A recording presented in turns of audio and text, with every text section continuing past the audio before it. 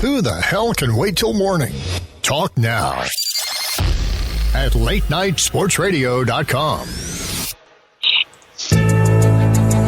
1, 2. Check me out right here, yo. Yo, the sun don't shine forever, but it's Thank you for joining me for another edition of the Bob Sullivan Show here on LateNightSportsRadio.com.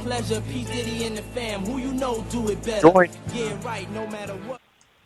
in hour number, well, actually the only hour of the show tonight, by Kenneth Teep of EmpireWritesBack.com.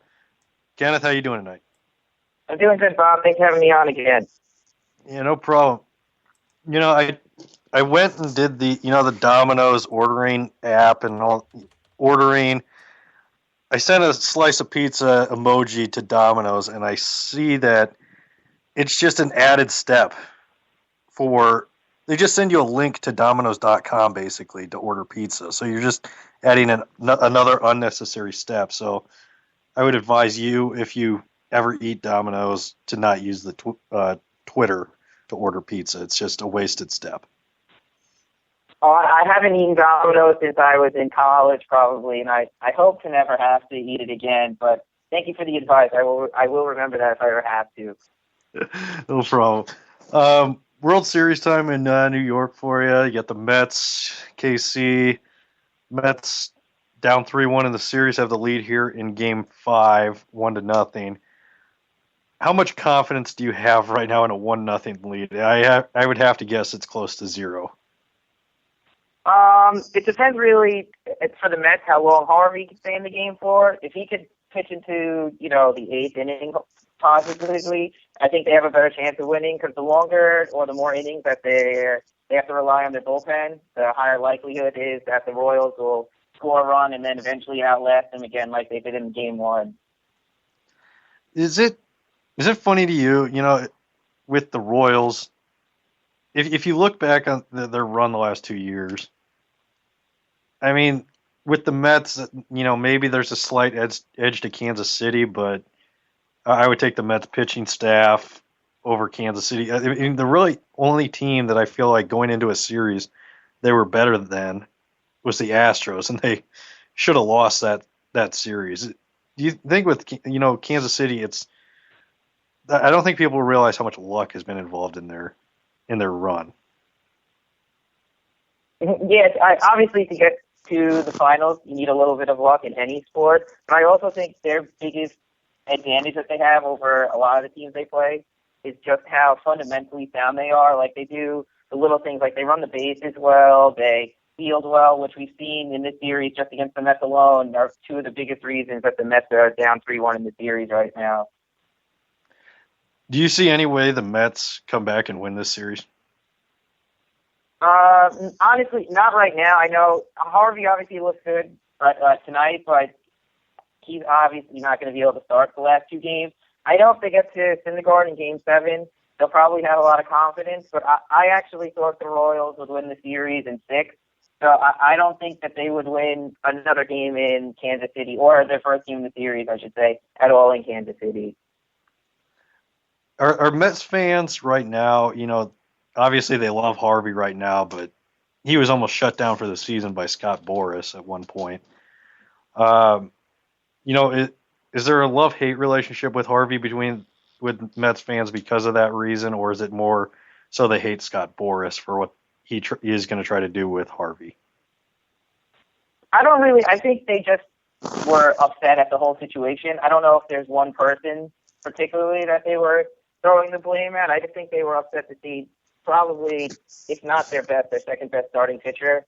That, it seemed like he wasn't going to pitch in the playoffs, but it seems to have been almost a non-factor now. Since he hasn't missed any starts, and he's pitched extremely well so far, and every time he's taken them out, even if they haven't won all the games that he's pitched. Well, on to the NBA. The Knicks off to a decent start, 2-1. Didn't look great against the Hawks. They played against a depleted Bucks team without Jabari Parker or the Greek Freak. And then Washington, they've looked good on the road so far, which is good. But what's the most positive sign for you so far with the Knicks? I would definitely say it's their bench play so far. Each game, a different player on their bench has stepped up in a big way to help them win. Even in the game they lost, the bench just still performed, which I think right now, with how the Knicks have their starting lineup set up, that the bench might actually be the better unit of the two. I don't like how they have the backcourt set up right now in the starting five, and which I think is why the bench has been so important and why they played such a big role with the athleticism that they bring into the game. And they've been exciting to watch, with Tyler Quinn anchoring them in the middle, and then Langston Galloway and Jerry Grant causing problems in the backcourt. And then Lance Thomas has been a big surprise. I don't think anyone thought he'd really produce anything. And Derek Williams was a big help in the first game with his 24 points. Derek Williams has looked solid. My one concern with him, though, is decision making at times. Like, he's an athletic freak, but he'll take a wild 3-pointer here and there. Have kind of a boneheaded pass here and there. I mean, that's fine off the bench, but I am concerned as far as he goes. When that's the best player off their bench, if he's making poor decisions, I kind of feel like if those decisions hurt the team, as he goes, they'll go with their bench. Yeah, you would definitely like to see him have a little bit better of a basketball. Like you said, like sometimes he'll get the rebound and he'll go up court by himself, kind of take like a wild shot at the rim. You'd like to see him be aggressive. It's something the Knicks haven't really had anywhere. They don't shoot many free throws normally. This season they've done a little bit better of that, but I think it would definitely help him a little more if there was more veteran presence on their bench. Right now, I think Lance Thomas is the elder statesman on the bench. I think he's the most experienced one they have. So I think if they have someone that's a little more seasoned, like back there, kind of control the show and run the show, I think you'd see him be a little more consistent than he has. I've liked what I've seen out of Robin Lopez. I do. At times, I feel his decision making on the offensive end is questionable. I feel like he's been trying to do too much, and at those times, maybe a kick out to a Galloway at times, or Grant. I feel like once Aflalo comes back, I feel like maybe Lopez is driving at times from the top of the key. If he can manage to kick out to an Aflalo or Langston Galloway, I think that could better suit this offense versus him going into the lane wildly and throwing up a hook shot at times. I feel has hurt the team in certain possessions. Do you agree with that? Yeah, I like what Lopez is. If they're gonna give him any type of like one-on-one possession, I would like it to be closer to the basket. I think, like you said, his hook shot isn't really as effective if he has to dribble the ball more than once or twice. I think if he dribbles the ball more than once or twice is when he gets in trouble. But he's a pretty decent passing big man, so I can understand why they would like to run some offense through him at the elbow. But I think eventually that's where they would hope Kristaps Porzingis is able to play from the elbow, like they had with the triangle. They had like Gasol and Bynum playing together with the Lakers. I think that's eventually what they would like to see. So I think right now, especially like you said, without Aflalo in there, they're kind of adjusting on the fly. So I think right now it's more Fisher just trying to make pieces fit together that may not necessarily be playing together in a couple of weeks. With Porzingis, I don't necessarily think they're freezing him out, but it certainly feels they're not. I don't like. It feels like they throw a jump pass past him when he's open on 3-point line. I noticed that against the Bucks. It happened a little bit against the Wizards. And some of those passes have led to turnovers when passing to the open man. Porzingis, could either lead to him driving and getting a wild foul call or something like that. Have you felt like they've overlooked him passing-wise early on? I think part of the reason why is, I know he has said this before in the summer and in the preseason, he's trying just to fit in too much. I think that's part of the reason.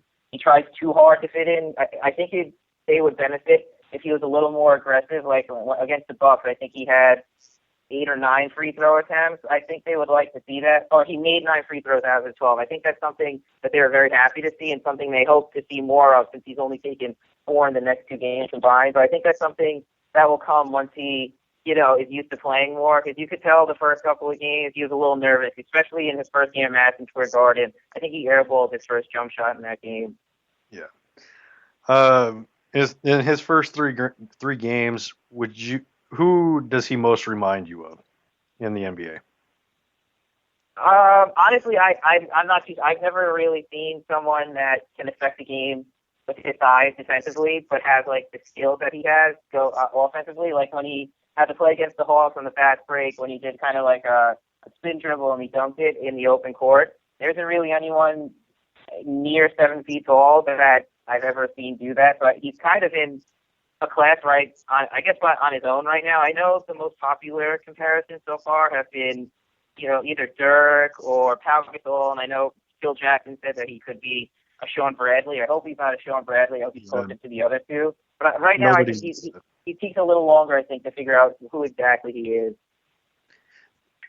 Do you think, looking at the way he's played, I can't imagine anybody should have any complaints this year with him. Like, he's going to be inconsistent at times, but I definitely think Stephen A. Smith overreacted. A lot of Knicks fans overreacted to that draft pick, and I so far I like what I've seen.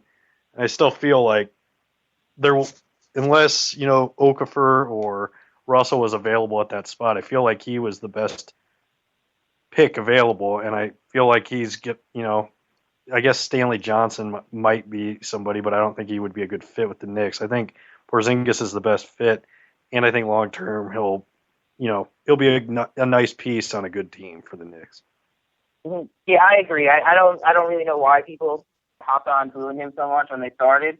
But if you're gonna have a guy that tries as hard as he does, obviously he still has to put on some weight. He has to add some size. But he tries you could tell he has a motor when he plays. He's not like some of the other European players that people are always nervous to watch. But I think if he gives the effort that he's been giving, I think the Knicks are going to be very happy because anyone who averages over 6 rebounds a game is playing under 24 minutes. That's a pretty impressive number. If he keeps doing that, I think they'll be very happy. Looking at the rest of the NBA, free league pass for the first week of the season is nice. What has caught your eye with some teams that you watched on League Pass so far, and what's disappointed you with some new acquisitions?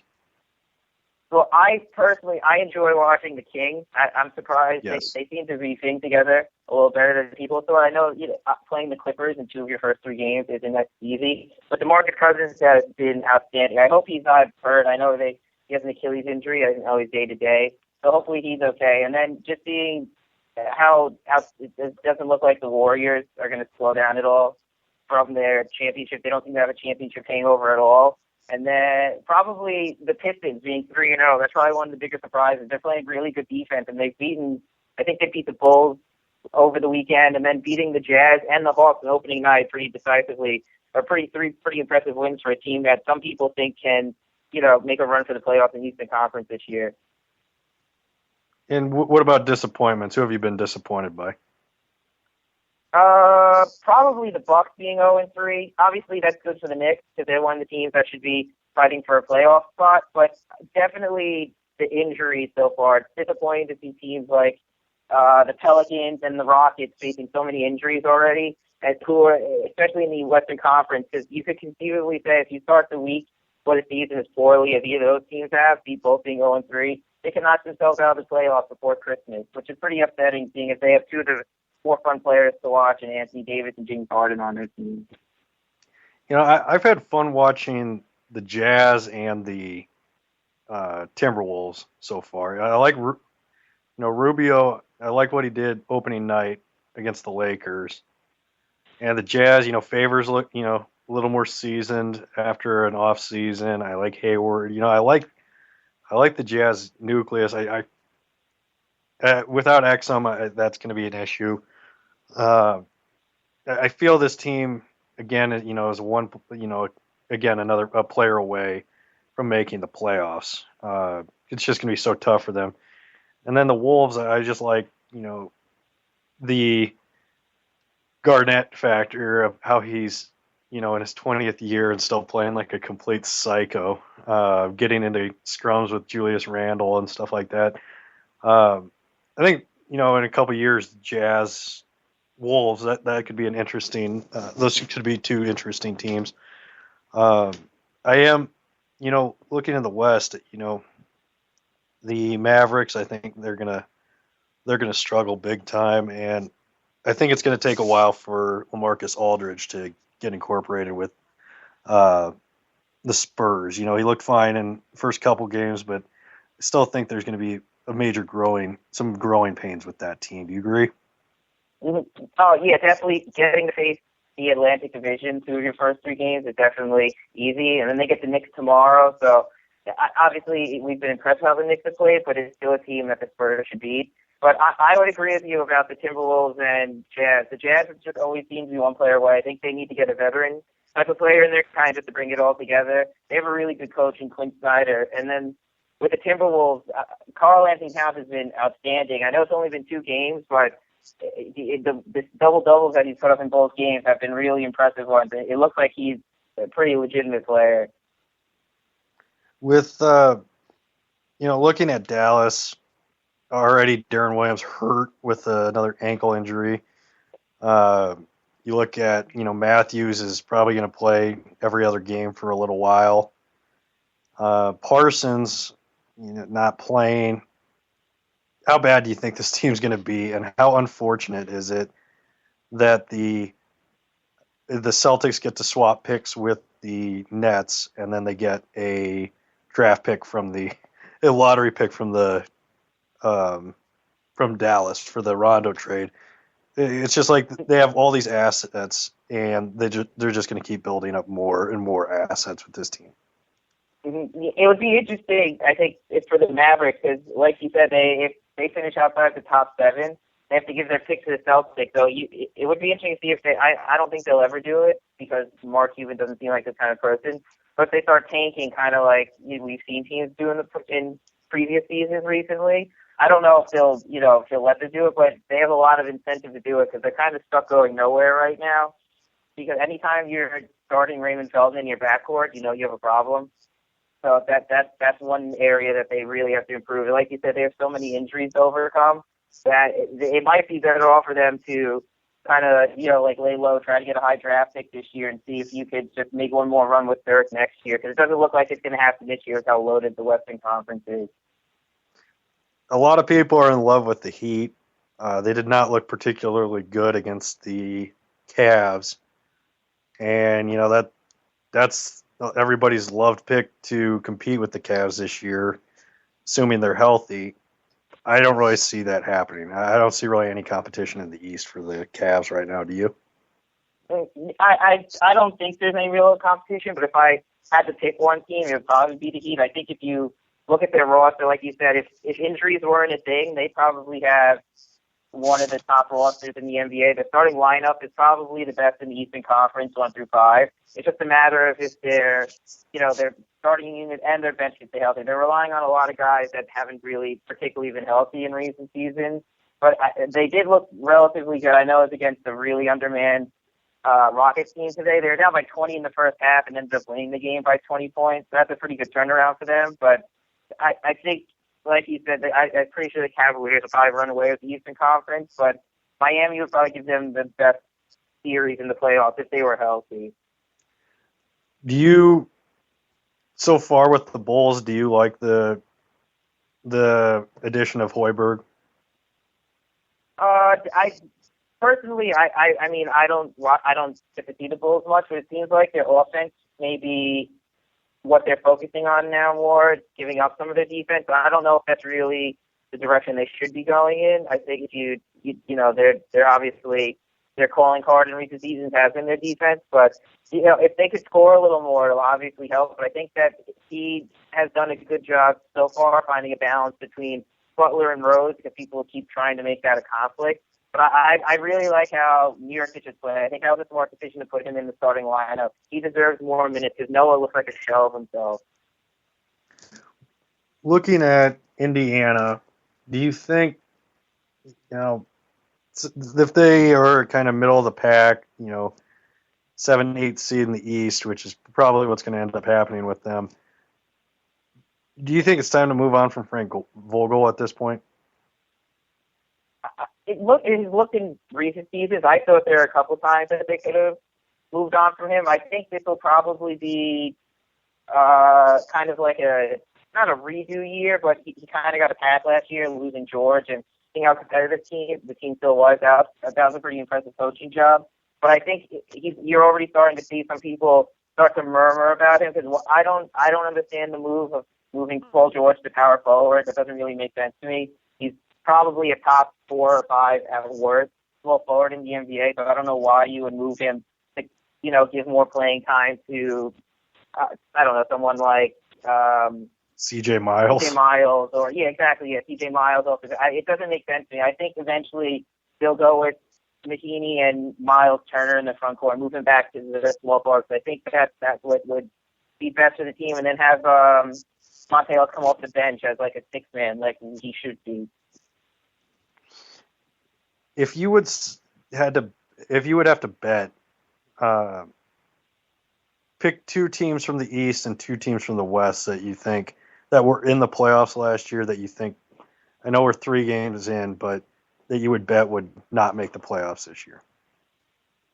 Well, in the Eastern Conference, that's pretty easy. I mean, it would be I would pick probably the Nets and the Celtics. That's the Eastern Conference. It's just, the bottom half. It's not very good. But, if you had to look at anyone, I guess maybe the Bucks have been pretty disappointing this year. So probably one of those. I'd probably pick the Nets and Celtics. So, and then in the Western Conference, you're going to take the Celtics at this point? Wait, you said fall out of the playoffs, right? Yeah, fall out. You think the Celtics will fall out? I think they'll make it tough. They just have to win the Atlantic Division. They just have to win the Atlantic Division. I mean, I think they could get a top 4 seed, actually. Because I think the Raptors will still win the division. I think the Raptors are the best team. They're the best of the war, kind of. I know that the Celtics are like a year ahead, kind of last year. I just don't see them increasing too much more. I don't think they got too much better in the offseason, other than they have a year of experience under their belt now. But I don't. The Celtics were a surprise team last year. I just don't see. I think 40 wins like they had last year, kind of like their peak again would be this year. And then in the West, who would you say would be the 2 that drop out? Right. Well, I think the Blazers would probably be the easy choice without Aldridge. They don't really have. They really, they're playing a lot of guys right now that really haven't gotten minutes in the NBA. So I think it'd be tough for them to make the playoffs. And then, honestly, with the start that they had, the Mavericks would probably be the other team. I think the Pelicans have an outside chance with Anthony Davis still, but the beginning season hole that they're digging themselves into right now with all the injuries isn't going to help them at all. All right. Well, on that note, we're going to go ahead and take a quick break here on the Bob Sullivan Show here on LateNightSportsRadio.com. When we come back, me and Kenneth will talk Giants football, NFL, and really how bad the NFL is this year, and in my opinion, how bad it is to watch. Here on the Bob Sullivan Show here on LateNightSportsRadio.com.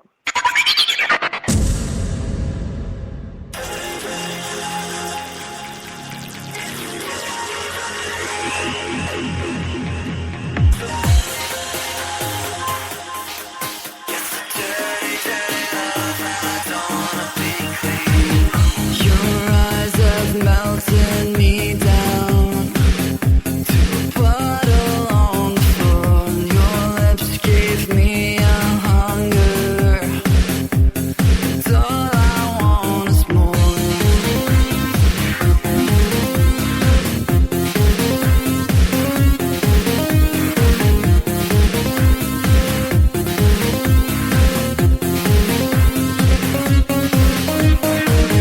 Stay close and breathe with me now. Hold on to the night. Sleep till 3. We don't need the sterile daylight. Dirty, dirty love. Yes, a dirty, dirty love. Dirty, dirty love.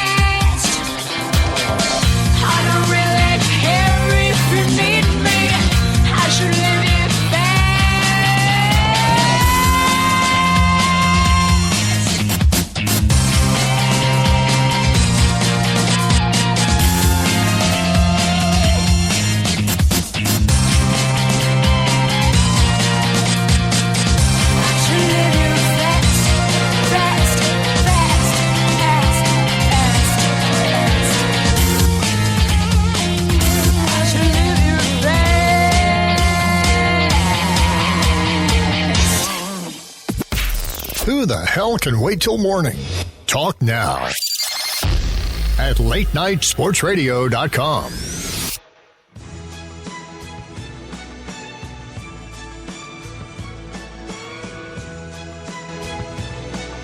Welcome back to the Bob Sullivan Show here on latenightsportsradio.com. If you'd like to call in, the call-in number is 585-633-SITS.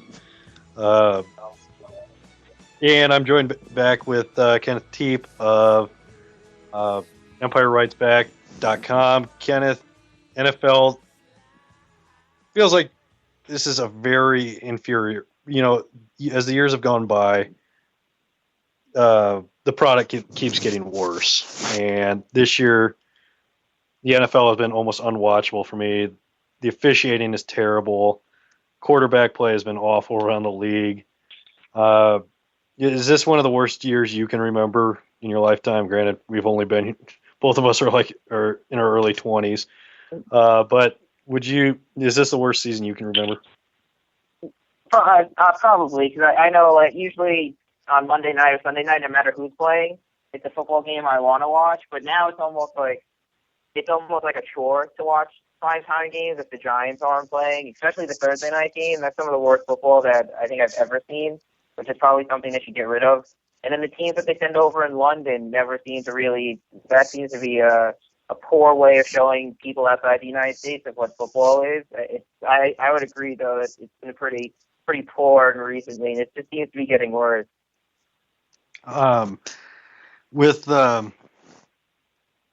Early in this, actually in the preseason, we had probably about a 10 or 15 minute conversation about how much we don't like Drew Brees and how we think he's overrated and he sucks. And then he goes out and throws 7 touchdowns against the Giants. Not a blowout. The Giants came back and Eli threw 6 touchdowns.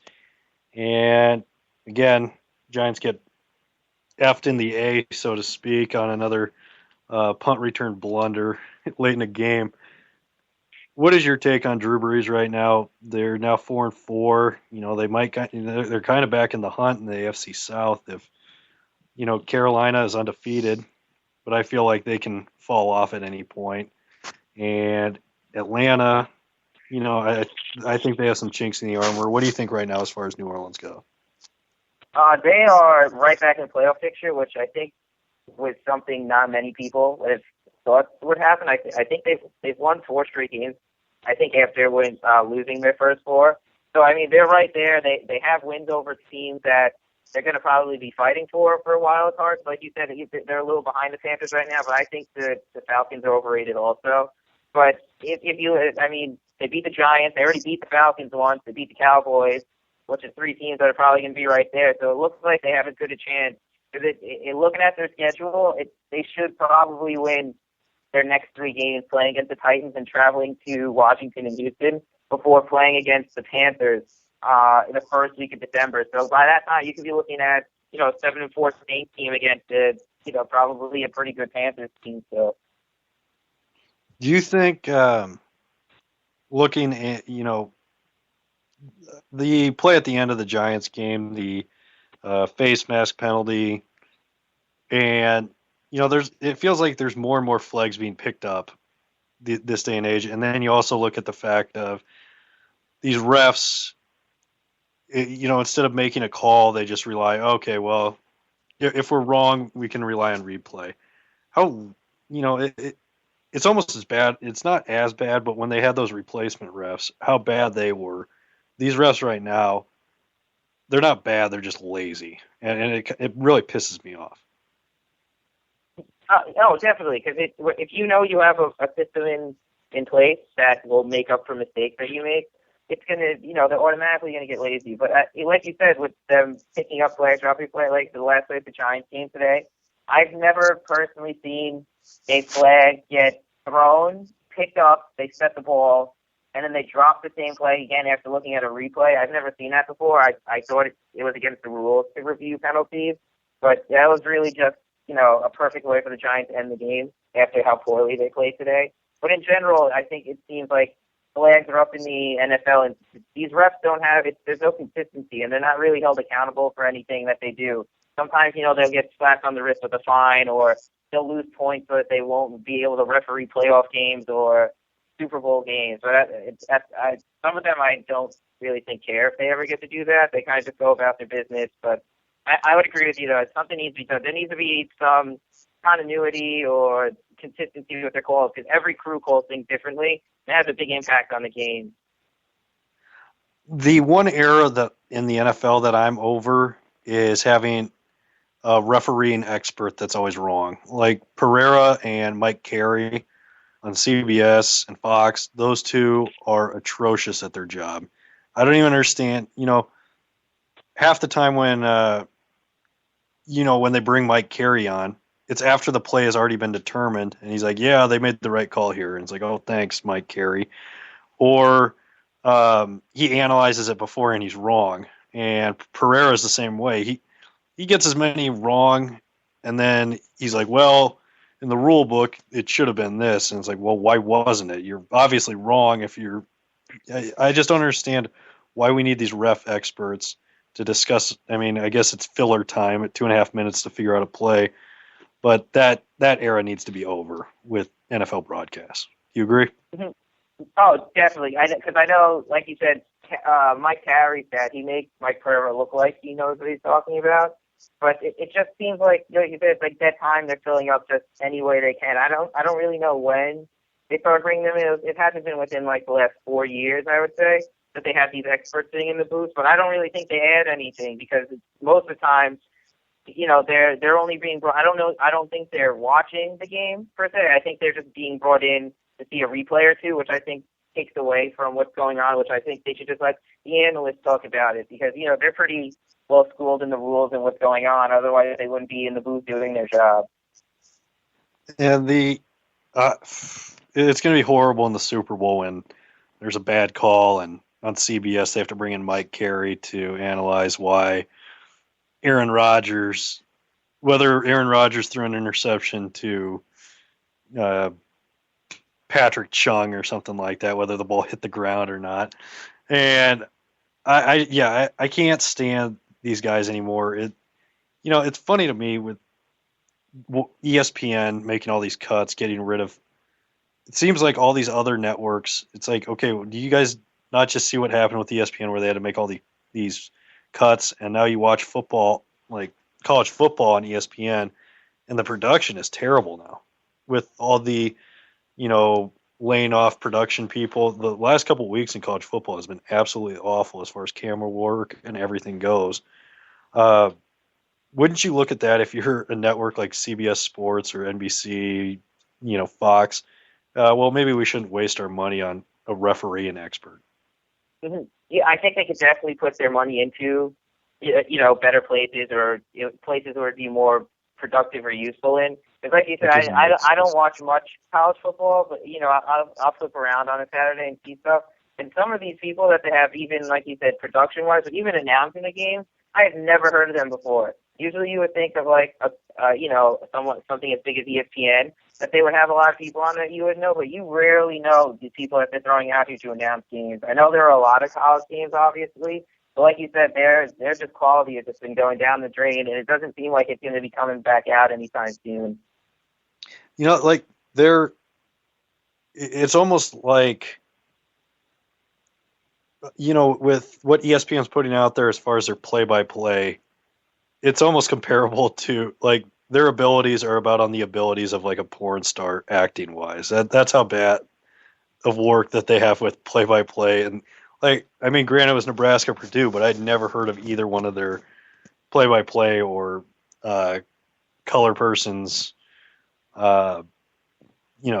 names, either one of them before. And I got to imagine it's even worse when you watch a game like Alabama State, Alcorn State, or something like that. Mm-hmm. But I just don't understand. Yeah, ESPN, I feel like they'd be better suited getting rid of, like, a Hannah Storm, who's absolutely worthless, or Chris Berman, who's absolutely worthless.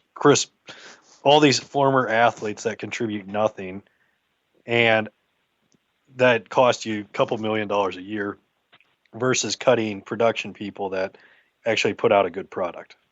Even if you look at, for example, like their Monday night show, they have, I think they're up to 7 people now that are in the studio doing this talk show, and then you have another 4 or 5 on the field.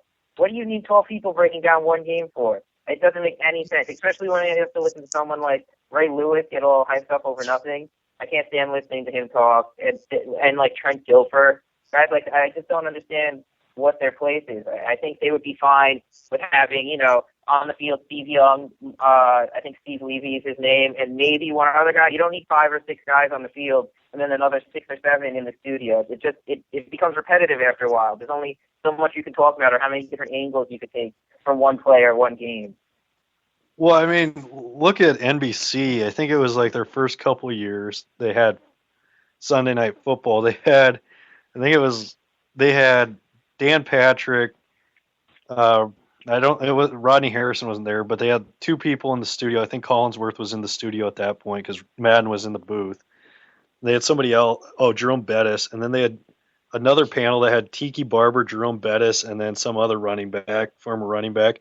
And then you go out to the field with Bob Costas and somebody else, and then you have Al Michaels and John Madden in the booth. Do we need 3 separate? Well, I mean, not to mention now you got Florio and Peter King, plus you have, then you have Rodney Harrison, Tony Dungy, Dan Patrick. Then you have Hines Ward and Bob Costas. That is 6 people. That is 6, 7 people. That it's completely unnecessary. I mean, I enjoy Costas, but it's just getting. Do we need that many people to focus on one game? And the answer is completely no. There's only so much they can talk about because I know they have.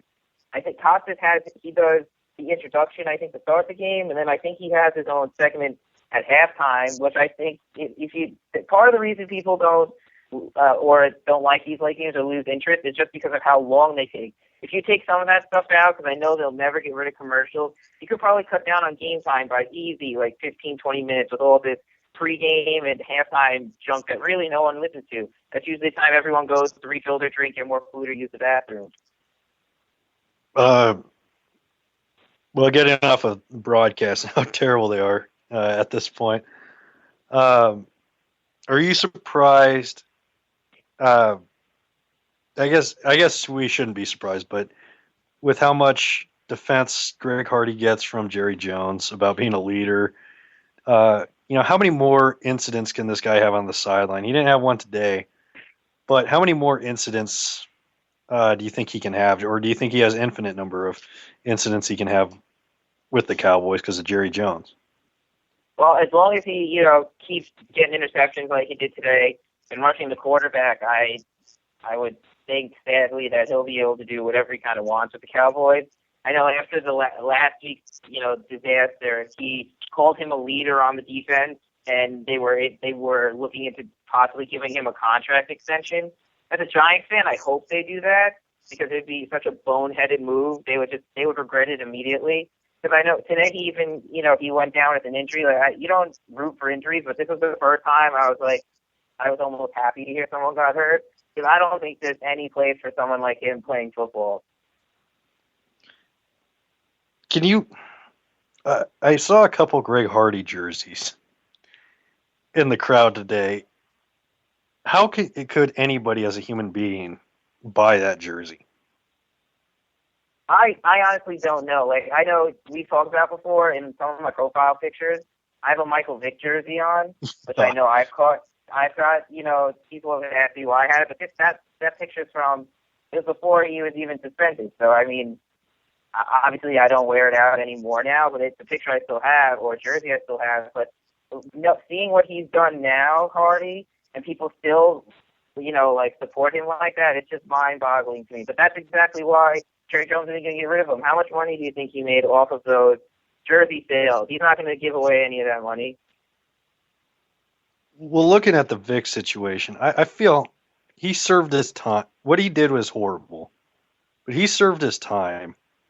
And, I mean, I don't want to say it's just a dog, but compared to, Leonard Little was never suspended and he killed somebody in a drunk driving accident. You look at, what Greg Hardy did, Ray Rice, his his career's over because of Goodell, but I feel like Vic served his time.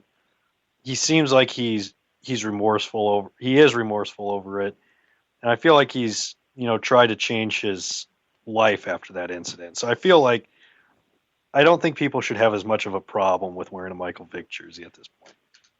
Mm-hmm.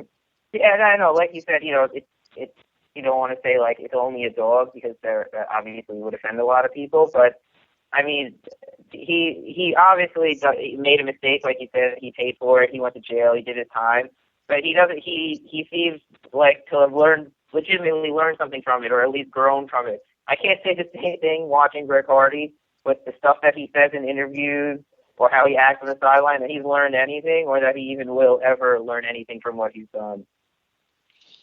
Do you feel Ray Rice should have gotten a second chance? I guess he was kind of, I feel a little blackballed almost by the NFL about how they handled the situation and how all the information came out. But at the same time, he wasn't overly productive. Like, this is an easy way for teams to not take another chance on him. They'll just use that as an excuse. Even though his skills seem to have been declining, they'll just use the whole situation of him, hitting his girlfriend at the time, or fiance, his now fiance or wife. And they'll just use that as an excuse, even though, he was declining. But even with those, declining skills, I think there are a handful of teams that he would probably get legitimate playing time on. But I can't envision him coming back, because it's just, a running back is a position, it's easy to fill. You see undrafted players or late round draft picks doing well. So I just don't feel a team's going to take that kind of risk, especially what they would have to go through, media-wise. I don't think anyone would take that hit. Looking at commissioners right now, looking at Robin Manfred in Major League, he's only been there 1 year. Adam Silver's been there, I think this is his third year. And Goodell, I don't understand how with Goodell, you can pride yourself so much on, okay, we're going to get things right, we're going to do things, people are, before the legal process goes through, we'll suspend guys for embarrassing the Shield. But you should have, if you're Goodell, and the whole Ray Rice situation happened. Look at what Adam Silver did. As soon as that whole Donald Sterling situation happened, he didn't even hesitate. Everybody's like, "Oh, Sterling will probably get like a year suspension, this, that, and the other." Adam Silver, he's banned for life, $1 million fine. And I think that really won over a lot of fans and a lot of people who were kind of skeptical of what he would do. I don't understand how, if you're Roger Goodell, you can't just look at that model and be like, nope, Silver knows what he's doing. Maybe we should employ a couple of people from the NBA that advise him to advise us on how to handle punishment. I think part of it is that Goodell has a massive ego, and I think he is. I just don't think he takes well to any type of criticism or people doing stuff. I know they use they protect the integrity of the Shield and stuff like that, but I just feel he uses this kind of as like his platform for his ego, and that's how he kind of makes decisions. And some of the stuff he does, like you said, he could take cues from other people and other commissioners, and it just doesn't seem like he does that. All right, on to daily fantasy sports. Have you gotten into any DraftKings or FanDuel at all? I play a little bit. I don't put big money in because I know it's pretty difficult to win, especially because there are people, that put in hundreds and hundreds of dollars a night to play. I'm only going to play, I play like the cheap dollar games, but I play NBA, I play NFL. The baseball is impossible, but then I also get lineups from our good friend Nick Ziegler. He gives me NHL lineups. He's pretty good at making the hockey ones. He is a good gambler. Yeah, at least, yes, he is. But he was, he used to have 3 or 4 picks a night that were always locks back in the day. I'm sure he's still that way, but yeah, I with the daily fantasy sports, basically what you're saying is we're not going to see you. Hi, I'm Kenny Teep, and I just won $2 million FanDuel's one-day fantasy football league. We're not going to see that from you. No, I mean, I would like to. It would be a lot of fun if I was, but like today, I joined one of the NFL ones. There's like 28,000 people in it, and I'm in the top 100. I thought that was pretty good, but I mean, that's not something I repeat weekly or anything like that. Like that's a once in, probably a month or two time. It's not something that happens very frequently. Yeah, I'm not a big. I haven't tried it, but I'm more so boycotting it. Granted, I had to do a promo for DraftKings last year on the show, but I will say this: I'm more so gonna avoid doing it because I get sick of the commercials, and I don't. I think they kind of screwed themselves by advertising too much because if that's how they got investigated for whether it's gambling or not. If they had just kept their mouth shut and not advertised everywhere, it wouldn't be considered gambling. I don't think they would have lawsuits on their way here pending. I still don't understand why they're advertising as much as they are. Everybody knows about it. Mm-hmm. Yeah, I think they blew up a little. I mean, obviously they have a lot of money. It helps that almost every professional sports team, or not team, I'm sorry, league in North America, I think they all have, if they're either sponsor or use one of them, FanDuel or DraftKings, so that helps a lot. But they really have opened themselves up to a lot more controversy than I think they ever thought that they would be opened up to. So I think, like you said, that there are some people, maybe they should enjoy it now because it seems like they're going to be in for a long road over the next couple of months, probably years even. I don't think this is something that will get resolved relatively quick. How far away do you think we are? Or I guess we're pretty close, but in your guesstimation, do you think it's months or still a couple of years out from sports gambling or sports betting being legalized nationwide? I mean, I know that it's getting, I guess, more accepted into places. I know, like, you'll see it on, like, ESPN scores now. They'll have, like, the lines and spreads, or Scott Santel talks about it a lot on his Sports Center that he does every night. So stuff like it's becoming more acceptable, I guess you'd say. So, I mean, it's only a matter of time until the leagues and everything and all the states get behind it also, because there really is a lot of money to be made in it if it's, gone about the right way. Everyone, not everyone watches sports, but it definitely makes sports more enticing if someone puts, like, some money on a game. They'll become quickly invested in that game. Do you think with it's surprising with Adam Silver how into it he's like we got to get this done. I want to get this done. Baseball is, and rightfully so, they've had their share of gambling issues with Pete Rose and then the Black Sox scandal. But do you think is it surprising to you that a commissioner like Adam Silver is so, yes, we need to get this done. I want this to happen. Granted, that's a lot more money in his pocket when everybody's watching a meaningless League Pass game where people, the increased buying of League Pass because people are gambling on it. Mm-hmm. I think he's almost ahead of his time. I guess he's trying to get ahead of it before, because if you jump on afterwards, people will, call you bandwagon or stuff like that. Like it doesn't look as bad, or it looks worse, I should say. I think I think he accepts it. He knows how this is going to happen, so he's just getting behind it now. Kind of, if it's going to happen eventually, you might as well help get the ball rolling. And like you said, it never hurts to add a couple more dollars into your pocket, even if you're already making a ton. Well, Kenny, before I let you get out of here, do you want to tell everybody? God damn it, the Royals just scored. But before we get out of here, do you want to tell everybody where we can find you on Twitter, the internets, all that good stuff? Yeah, my personal Twitter account is Teapster725, TEAPESTER725. You can find all my articles and, tweeting during games, stuff like that. And then you can follow the website. We have our own personal Twitter account, Empire Writes Back, or you could like our page on Facebook to see all our videos and articles that we post and share on there as well. Awesome, Kenny. Well, I appreciate you coming on tonight. Always fun talking to you, and we'll have to get together again soon. Talk some more Knicks when we get the chance. Oh, anytime. Let me know. I love talking sports and basketball, especially if the Knicks are playing well. Then that's always for fun conversation. Yeah, even when they're not, we can trash on Derek Fisher, so that's always fun as well. Yeah, that's true. Even it really doesn't matter at any point. Nick's a good or bad, they're worth talking about. All right, well, and with that, that'll do it for this edition of the Bob Sullivan Show here on LateNightSportsRadio.com. Stay on the box seats with Alex B. Smith here on LateNightSportsRadio.com. Good night.